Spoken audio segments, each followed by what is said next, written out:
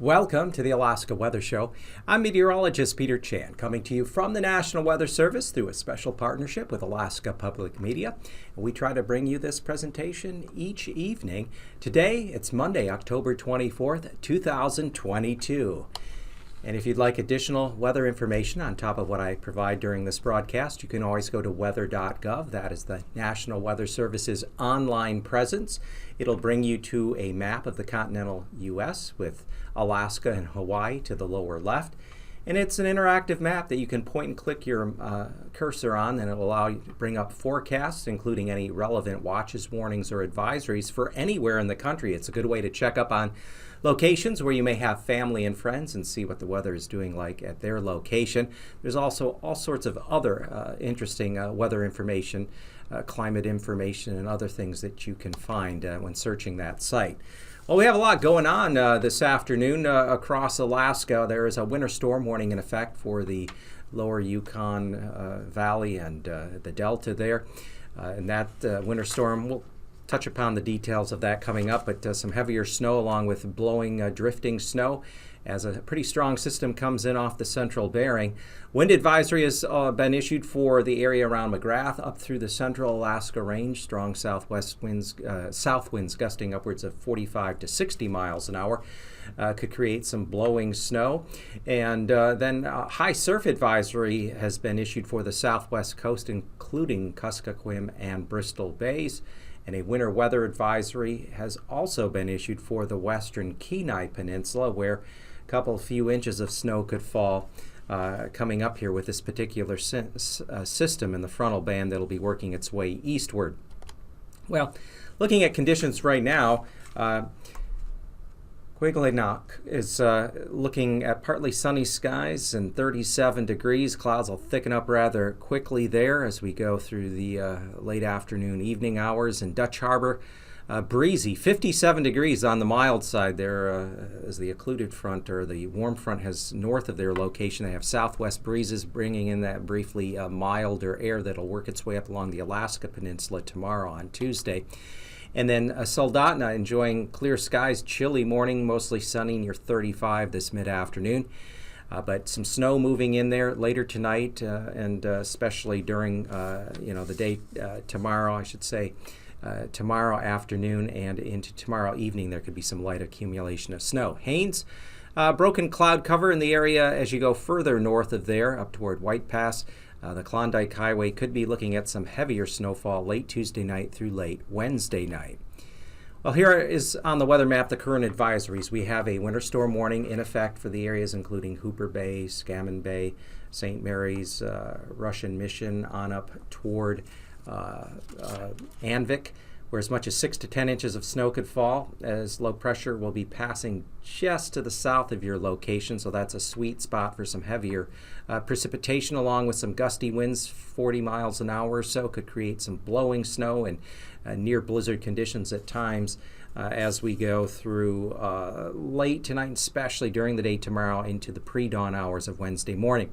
And then the interior, McGrath east through the central Alaska range, we expect some strong south winds developing, gusting 45 to 60 miles an hour, and then you throw some snow showers in there with that. There'll be areas of reduced visibility and blowing snow with those strong gusty south winds. Along further south, we have a winter weather advisory that's been issued for later Tuesday morning through early Wednesday morning for the western Kenai Peninsula. 1 to 3 inches of snow will likely fall there, making for some hazardous travel conditions there along the Seward Highway and down toward areas there as we take a drive toward Homer on US 1. And then along the southwest coast, Dillingham area, when we get out there along the coast, including Kuskokwim and Bristol Bays, we expect water levels to be running as much as 1 to 3 feet above highest tide as we go through Tuesday afternoon through early Wednesday morning. And then finally, that little area there in orange along the far northern portion of the Panhandle, that's the area of the Klondike Highway, including White Pass, that could see heavy snowfall late Tuesday night through late Wednesday night, as much as 6 to 10 inches of snow potentially possible there. Other accumulating snow could fall in the lower elevations of the northern Panhandle right now. Still a little too early to call, but including areas around Haines. So we'll be updating that tomorrow, and wouldn't be surprised to see some advisories issued for that area as well as we go through later tomorrow. And let's take a look then at what we got coming up here in satellite imagery. We can see the area there, the enhanced clouds out toward the central Aleutians, AKwx. That bright white to the actual low pressure center is located further north up toward the central Bering. And there's quite a push of mild air now working its way across the central into the eastern Aleutians and up along at least the entry point there of the Alaska Peninsula. Clouds are going to rapidly increase along the southwest coast here this evening. There's the low this afternoon. It will further deepen as it works its way eastward. We have a weak low out over the northern Gulf. Not a whole lot going on with that. And then a weak trough up along west areas of the state. Well, some areas of patchy light snow and snow showers. For later tonight into early Tuesday morning, the low deepens a bit further to 981 millibars. And as it is still west of Nunavik Island, that's roughly 4 a.m. Tuesday morning, with the warm front now approaching the southwest coast. And it's that front that's going to be triggering the snows. And as we go into the day on Tuesday, that front occludes, pushes farther inland. There'll be heavier snow along that front as it encounters the colder air across the southwest interior and Alaska Range, including areas there, the western Kenai, Cook Inlet. So that system will be producing wintry weather. On the other side, the front, it warms up quite a bit. Temperatures will be jumping up into the 40s along the southwest coast, but that high surf advisory because of the strong southwest winds elevating water levels 1 to 3 feet. And there along the Alaska Peninsula, we're going to see some temperatures in the 50s with gusty west-southwest winds and rain. And then by Wednesday, the whole system reemerges into the northern Gulf and takes aim there along areas, especially the northern Panhandle. You could see some accumulating snow the further inland you are, and especially in there through the inner coastal mountains. On the backside of the system, some lighter snow continuing to fall back through the southwest interior. There'll be a little system also coming down through the northern Bering that could enhance some of the precipitation as that system works its way southeastward. So here, temperature-wise, Tuesday morning, 30s in through the Panhandle, above freezing, but quite chilly. The interior, 1 below at Glen Allen, into the 20s, well down in the 20s, say at Anchorage and Kenai. And then temperatures Tuesday afternoon, 40s there, mid-upper 40s, outer Panhandle there in the south and west, and 40s to near 50-ish or so as we get out toward Kodiak Island, the Alaska Peninsula. Wednesday morning lows will be higher across south central areas due to cloud cover and some snow. Areas in through the Panhandle generally in the mid-30s to near 40, but colder, a bit below freezing there in the north end.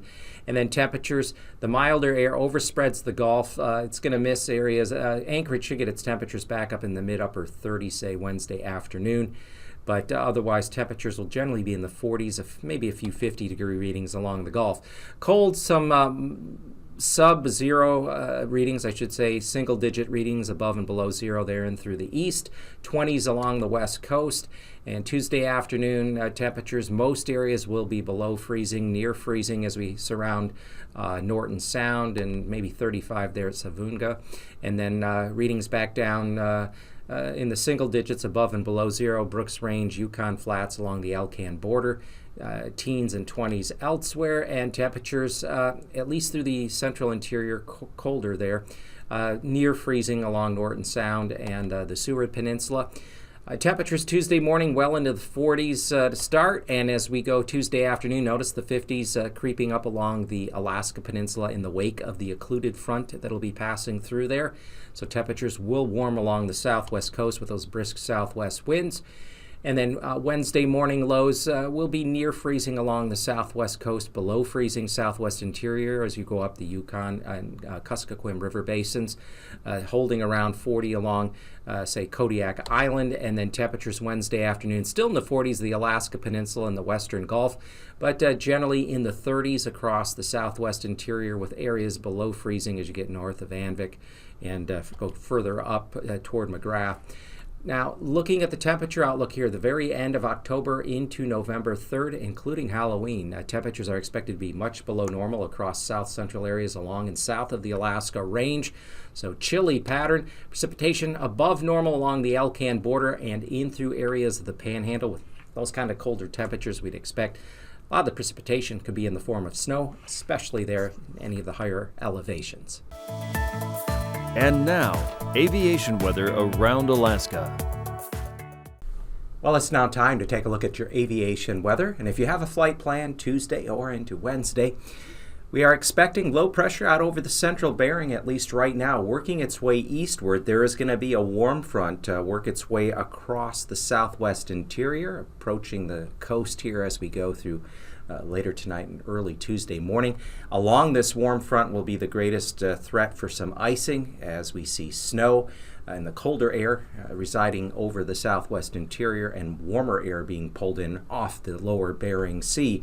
Widespread IFR conditions are expected there out just off the southwest coast, Nunavik Island, back through the central Bering Sea, as well as up there toward the northwest coast around Point Lay, Point Hope. And then on Tuesday afternoon, you'll see that moisture, the precipitation spreading northeastward across the southwest interior, the west side of the Alaska Range, up into the southwestern Gulf. And then by Wednesday morning, the moisture continues working its way eastward along the Alaska Range and along areas of the Gulf Coast into the Panhandle. We still see IFR conditions continuing there, especially along north side of the Alaska Peninsula on up through Bristol Bay, as well as along areas along the south side of Norton Sound and the lower Yukon Delta. For Wednesday afternoon, IFR conditions will not be quite as widespread, but we'll see rather extensive MVFR conditions across much of the southern third or half of the mainland, and especially down through the Panhandle, where IFR conditions are anticipated, central southern Panhandle Wednesday afternoon. Anatuvik Pass on Tuesday should see VFR conditions hold. Adigan Pass VFR may flirt with MVFR conditions by afternoon. Further south and west, Lake Clark and Merrill start out VFR early in the day, but will quickly give way to IFR conditions as that moisture works its way eastward along that warm front that'll be impacting that area of the Alaska Range as we go through the day Tuesday. Rainy Pass VFR conditions also coming IFR. We expect widespread snow with that, lower visibilities and ceilings. And Windy Pass should generally be able to hold on the VFR conditions on Tuesday. Isabel also VFR, and further east Mentasta should hold on to VFR conditions during the daylight hours of Tuesday. Further south and west, Tanita Pass VFR anticipated. And also Portage Pass should be able to hold on to VFR conditions because that moisture will still be off to the west during the daylight hours on Tuesday. And then finally, Chilkoot and White should generally see VFR conditions during the day on Tuesday. Freezing levels. The surface freezing line runs down along the southwest interior to the northern part of the Kenai Peninsula and along the intercoastal mountains of the Panhandle. Back to the west, we see that surge of warmer air coming up through the eastern central Aleutians on up toward St. George, where freezing levels are near 8,000 feet. That surge of warmer air is going to cause the potential for icing there across areas of the southwest interior, southwest coast, Bristol Bay, much of the Alaska Peninsula on up into southern Kodiak Island Tuesday later morning and especially afternoon. And looking at the jet stream level winds aloft are quite strong. We have a jet core in excess of 170 knots there along the Alaska Peninsula from the west-northwest. Upper level low circulation there between Nunavik Island and the YK deltas. And then getting down to 10,000 or 9,000 feet, 700 millibars. That low pressure circulation is situated there, again, along the southwest coast, the YK deltas, with a broad area of 60 to an excess of 75 to even near 90 knot winds out of the west, extending across the Alaska Peninsula and in through the eastern central Aleutians. Finally, down to 3,000 feet. We see that low pressure circulation near the Atolan Strait, counterclockwise circulation, winds quite strong on the backside of that from St. Matthew down toward just east of St. Paul and St. George, especially on up through Bristol Bay, winds out of the west as high as 55, 65 knots, and then a broad area of anywhere from, say, 55 upwards to 65 and 70 knot winds from the southwestern Gulf down into the North Pacific south of the Alaska Peninsula. This will translate to widespread moderate to severe turbulence, especially across areas of the Southwest. We expect severe turbulence around St. Matthew as well as down towards St. Paul and St. George, along Bristol Bay, west side of the Alaska Range, extending down through the Alaska Peninsula, and the eastern half of the Aleutians, generally surface to 4,000 feet with some surface to 6,000 feet turbulence there on the western arm of the Alaska Range. Welcome to another edition of Alaska Weather Facts. I'm meteorologist Dave Snyder, and joining us once again is our good friend Eric Stevens from GINA, the Geographic Information Network of Alaska. Thanks again for joining us, Eric. We really appreciate it, as always. Happy to be here, Dave. Thanks. And, you know, we're going to ask you some more satellite questions here, but, you know, Okay. Since you're a regular guest, we're going to give you a riddle this time, kind of a trick start to the show. Okay. How do you see a polar bear in a snowstorm? Sounds like a challenging question because Okay. the polar bear is white and the snowstorm's white. Yeah. How do you do that? Well, in the world of satellite meteorology, you couldn't, because the spatial resolution of this instrument that we're going to talk about today has 375 meters resolution, and even the most well-fed polar bear will not be 375 meters across. I'm okay with that. Yeah, you wouldn't want to run into such a No, it'd be a creature, bad day. would you? In the satellite meteorology world, the equivalent would be, how do you tell the difference between clouds and then an area that has no clouds but's covered by snow, Right. a piece of ocean that has no clouds but has sea ice? All three of these are white. The snow, the clouds, the sea ice, it's all white. So how, using satellite data, can you tell someone where the clouds are and where the clear areas are? This is important for aviators. Mariners want to know, in the ocean there, this white stuff, is that sea ice or is that just a cloud?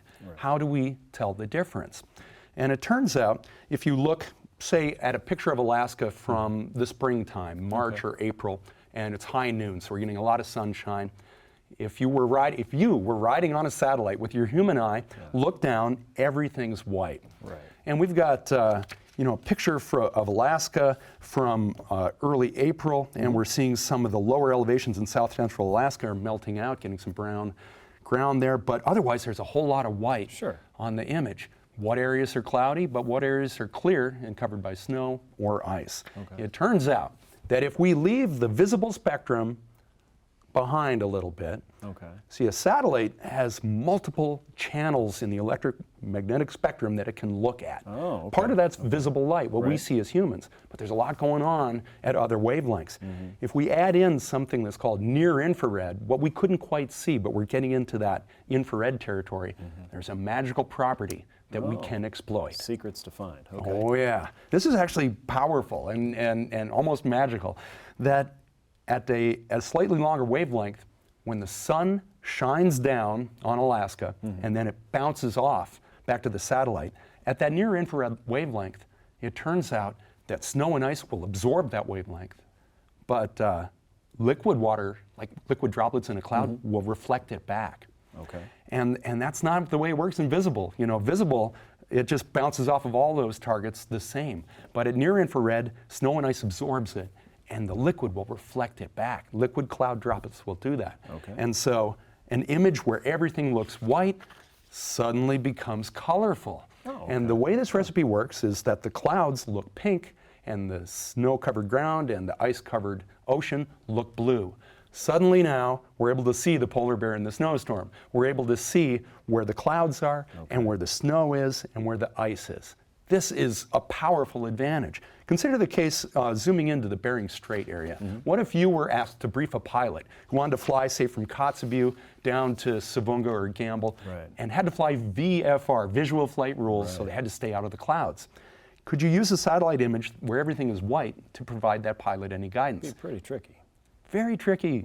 And that's why we have to go to this other recipe where the all-white polar bear in the snowstorm becomes more colorful. And now we can tell the pilot, aha, this is a cloud you want to stay out of, but over here, sure, it looks white in the visible spectrum, but what we're doing, we'll show you, oh, this is just snow-covered ground, but it's clear, so you can fly right through there, visual flight rules. Same thing for a mariner who might want to get down to St. Lawrence Island, say, but it has to avoid the sea ice.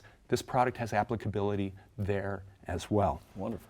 It's an amazing new technology, so many new channels. The satellite that makes this imagery actually has 22 different channels that it looks at. 22 secret decoder rings. 22 secret decoder rings. Okay. You know, I liken this to an activity I had in the car when I was growing up. We go on long car rides, and we do all the work in these activity books to, you know, stay calm, cool, and collected for our parents who are trying to get us across the state. But to get the answer, the real answer, you had to apply that red sheet to see the answer or the secret path or whatever the message was in that activity book to get you onto the next page. And it's also like a photography filter, right? If you're taking a lot of pictures, you can apply different colors to see different parts of that image. I mean, that sounds a lot like what you're talking about. Oh, you know it. The information is in there all along. We just have to combine the channels in a way to reveal what's in there. And by the way, you're dating yourself. So you didn't have an iPad in the back of the car? No, sir. Okay. Well, we have, lastly, for dessert, there's a great image of this same kind of recipe. We're looking at South Central Alaska the first week of January. In first week of January, the sun, even at noon, is really low on the horizon, barely up. And in this image, the fun thing is the shadow of Denali. We can see the shadow of Denali over a lower pink cloud deck. Yeah, that's amazing. And Denali at 20,000 feet casts a big shadow. So this is another, just for fun, kind of application here. This is called multispectral satellite imagery, and it's the future. And happily, the future is now. Oh, that is fascinating. And 22 different secrets that can be revealed from just one satellite tool that's floating overhead. Eric, thanks so much for joining us again. We can't wait to have you back and telling us more secrets of satellite technology that are passing over us every single day, many times a day, over Alaska and helping us all the way in many different parts of our lives. So thanks so much for joining us again. Well, happy to be here. All right. And thank you for staying with us. We'll be back with a little more weather here in just a few minutes. And of course, we'll have more Alaska weather facts anytime online.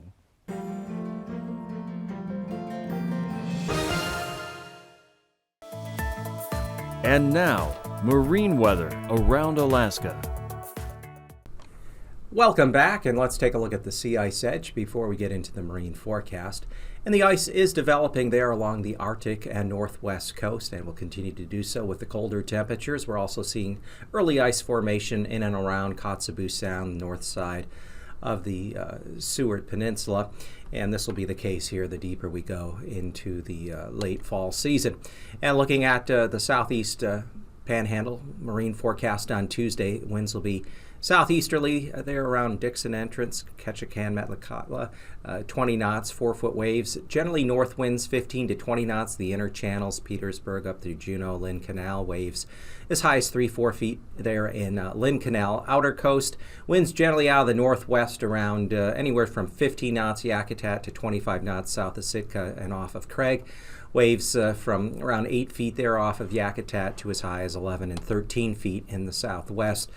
Coastal areas. And then Wednesday, winds really pick up in response to that low pressure that'll be out over the Gulf. We expect southeast to south winds, the inner channels, anywhere from 25 to 30 knots with gusts upwards of 45 knots around Petersburg with waves there around 7 feet, upwards to 10 feet there, Dixon Entrance, and then up on the north end of the inner channels there at Lynn Canal, 5-foot waves. Outer coast, look for 35 to even 40 to 45 knot southeasterly winds there, especially strongest winds west of Yakutat. Waves building upwards of 18 to roughly 21, 22 feet as you get off of the southwest, off the coast there. And then looking at the northwestern Gulf, winds on Tuesday will be strongest there at the entrance of Cook Inlet, 35 knot gales, waves 10 feet. Northeast winds 20-25 knots down through upper and middle Cook Inlet with waves 5 to 7 feet. Variable winds 20 knots there at Prince William Sound with waves of 3 feet. And then on Wednesday, winds are going to turn more toward the north and northwest. North winds to 30 knots in Prince William Sound, waves 7 feet. Look for north-northwest winds, upper middle Cook Inlet increasing from 20 to 30 knots, waves 6 to 7 feet, but 45 knot gales out of the northwest across the entrance there of Cook Inlet to just northeast of Kodiak, with waves 14 to building as much as 20 feet there northeast of Kodiak. Across the Alaska Peninsula, Winds will really pick up as this occluded front works its way across the area on Tuesday. Southwest winds increasing to anywhere from 35 knot gales in Bristol Bay, upwards of 45 knots on the North Pacific side of the Alaska Peninsula. Waves building upwards of 16 to 22 feet on the North Pacific side and 15 to 21 feet on the Bering side. And for Wednesday, in the wake of the system, winds go northwest. We see 45 knot gales Bristol Bay, but 55 knot storm force winds there either side of the peninsula, with waves in excess of 20 feet. In fact, perhaps as high as 25, 28 feet there north of Cold Bay.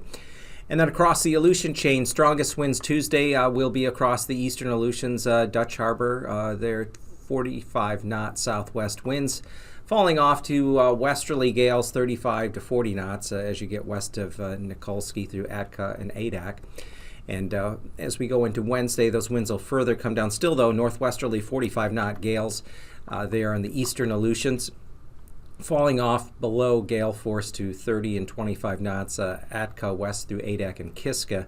Waves, though, still could be in excess of 20 feet there north of Dutch Harbor. And across the southwest coast, we see that core of strong winds, 45 knot winds there in the vicinity of St. Paul, St. George, 20-foot waves with even higher waves there east of that location. Winds will be out of the east 40 knots, Norton Sound turning northeast to north there around Nunavik Island to 40 knots, waves 11 to 14 feet. And for Wednesday, storm force winds off of Kuskokwim Bay to 50 knots out of the northwest. And as we go north, we see northwest winds 35 to 45 knot winds there off of Hooper Bay, south of St. Lawrence Island, and north winds to 30 knots there in Norton Sound.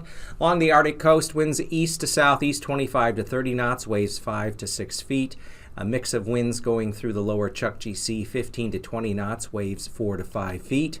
And on Wednesday, easterly winds, 35 knot gales there, especially east of Utqiagvik through Kaktovik. Could be some blowing snow and blowing spray. Down through the lower Chukchi Sea, winds will be out of the east to northeast at 20 to 25 knots, and waves generally running 5 to 7 feet. Thank you for watching the show. These forecasts are for planning purposes only. Call 1-800-WX-BRIEF for a formal pre-flight briefing. Always file a flight plan before you go flying. The U.S. Coast Guard Auxiliary urges you to leave a float plan with a friend or the harbor master before you go boating.